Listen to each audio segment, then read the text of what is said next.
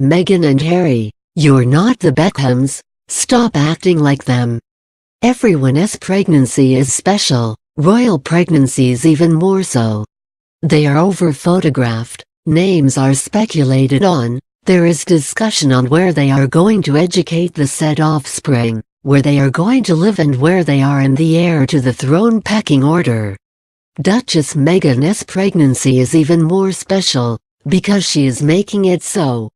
From the time she confirmed to the world's press that she was expecting, she has not let go of that bump and coyly looked at the cameras every chance she got. Her baby shower in New York was the most outlandish display of Hollywood excess that the royal family has experienced. Not a low-key affair with nice gifts from the White Company, bit of Harrods designer gear and a few booties from Bowden, like Kate, but $60K a night blown on a private hotel suite, a private jet provided by her human rights industry friend, Amal Clooney, and an over-the-top sugar-coated macaroon-towered confectionery at a cost of hundreds of pounds. The Clooneys, Prince Charles and Meghan, are environmental activists. While flying around in private jets and trains, they expect rest of us to curtail our couple of holidays a year on bucket airlines to cheap hotels for a couple of weeks' rest from the daily grind. This confected baby shower extravaganza lasted 5 days. Most baby showers take an afternoon or a wine-fueled evening, with a teetotal mother-to-be. This will not amuse the Queen, nor indeed endear her to the public. We know the royal family is wealthy, have multiple homes, servants, chauffeurs and cars, and live a very gilded caged existence.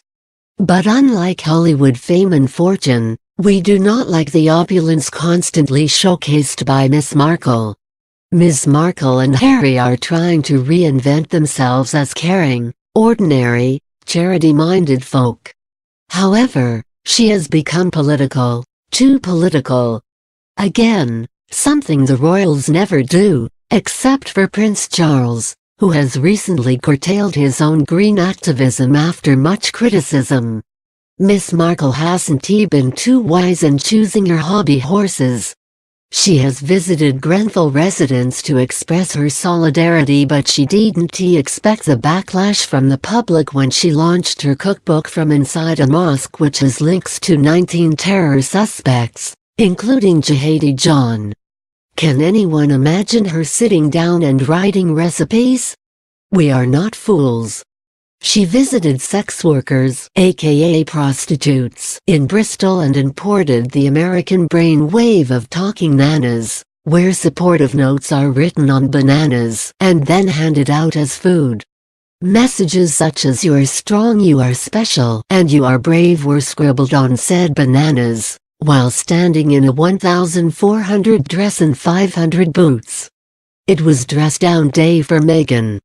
The prostitutes were offended to be offered bananas when they thought the Duchess had the means to help more. Then, as the newly appointed patron of the Association of Commonwealth Universities, what could possibly go wrong? She visited a university, and got embroiled in a campaign to decolonize the curriculum. The little trots at the university want to confront the legacies of the empire. Remember, Granny is in charge of the Commonwealth, our former empire, where our Meg exclaimed, "Oh my God," at the diversity figures produced by the Trots. The Trots promote black and female professors and thinkers instead of male, pale and stale ones. Our university professors already reflect the ethnic makeup of the UK. Someone needs to tell her that the current identity politics in the UK is toxic and divisive and should be avoided. Is it any wonder her PR staff are resigning? Our royals are still in situ, because we choose that to be a monarchy. I was a Republican, but after witnessing the years of dedicated service of our Queen and people like Princess Anne, I became less hardline, because I became to respect the Queen and her work. I even attended 2 garden parties. I am now a temporary monarchist, partly because the idea of any of our political class becoming president fills me with dread. Imagine President Blair? I stated on BBC's Question Time that I worried about her heir, Prince Charles, because of his political activism, and I don't believe he has the backbone and stature to take this country into its next phase, Global Britain.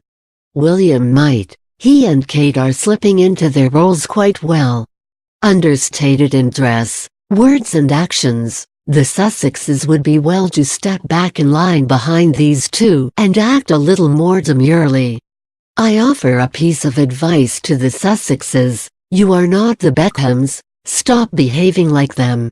If you want to pop down to my constituency, which includes Sussex, we could have a cup of tea and a slice of cake from Waitrose, and I will tell you how to act, and that us to stop acting. If not, the monarchy will end with your generation.